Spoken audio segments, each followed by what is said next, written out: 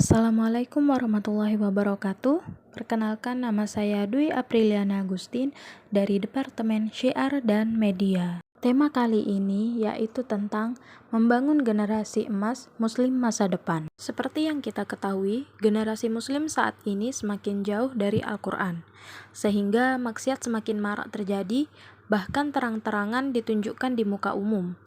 Oleh karena itu, sebagai generasi Muslim penerus bangsa ini, kita harus menjadikan Rasulullah, para sahabat Nabi, pemuda Muslim yang tangguh dan berprestasi seperti Muhammad Al-Fatih, penakluk Konstantinopel sebagai role model untuk menjalani kehidupan ini. Dengan begitu akan tercipta generasi emas Muslim saat ini dan untuk masa depan. Gimana sih caranya biar bisa jadi kayak mereka? Yap, kita harus tahu kebiasaan mereka yang membuat mereka menjadi generasi Muslim terbaik di masanya. Oleh karena itu, di sini saya akan menyampaikan kebiasaan-kebiasaan mereka agar menjadi sukses dunia dan akhirat, agar kita bisa mengikuti kebiasaan tersebut. Yang pertama, mendekatkan diri pada Allah Subhanahu wa Ta'ala. Gimana sih caranya biar kita bisa dekat sama Allah? Yang pasti sih harus mengerjakan semua perintah Allah ya, kayak sholat, puasa, dan ibadah-ibadah wajib lainnya. Tapi aku kok masih ngerasa belum deket ya? Berarti ada yang salah dari ibadah kita. Apa jangan-jangan selama ini kita ibadah cuma sekedar ngelaksanain kewajiban aja? Intinya, perbaiki aja dulu ibadah kita, mulai berusaha fokus saat sholat, hadirkan hati kita supaya khusyuk saat sholat. Begitupun ibadah lain. Kita harus pakai hati biar feel-nya dapet. Terus juga lakuin ibadah-ibadah sunnah kayak tahajud, duha, dan lain-lain, agar ibadah semakin lengkap dan kehidupan di dunia ini semakin dimudahkan oleh Allah.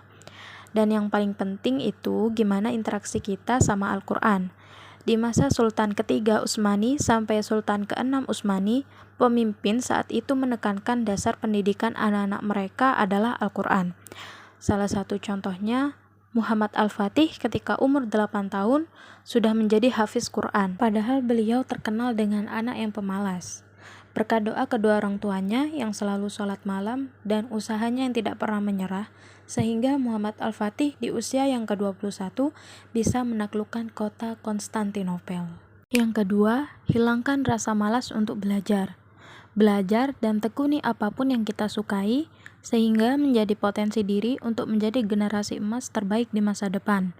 Tetapi jangan lupa ilmu dunia sama ilmu akhirat harus seimbang ya.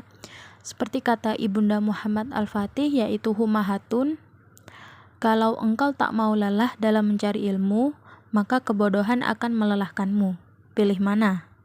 Karena itu Muhammad Al-Fatih kecil langsung mengambil Al-Qur'annya dan pergi belajar pada gurunya. Terakhir, memiliki kemauan yang tinggi, tekad yang kuat, dan selalu mau belajar hal baru. Dengan adanya kemauan, tekad, dan belajar hal baru, diri kita akan selalu berkembang dan berprogres setiap harinya. Dimana ketika Muhammad Al-Fatih kecil yang ingin menjadi penakluk Konstantinopel dan dianggap remeh oleh saudara-saudaranya yang lain, ia membuktikan bahwa dirinya bisa menjadi apa yang dia mau dan selalu percaya pada janji Allah atas kemenangan penaklukan tersebut.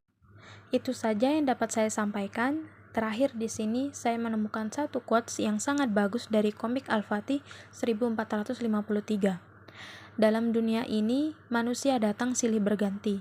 Namun tak banyak yang memahami tujuan hidupnya hingga membuang waktunya sia-sia. Padahal hidup adalah pilihan kita. Apapun yang terjadi di masa sekarang adalah hasil pilihan kita yang lalu, dan apa yang terjadi di masa depan adalah hasil pilihan kita yang sekarang. Jadi, sudah tahu kan apa yang mau kita lakukan saat ini? Sekian dari saya, semoga bermanfaat, kurang lebihnya mohon maaf. Wassalamualaikum warahmatullahi wabarakatuh.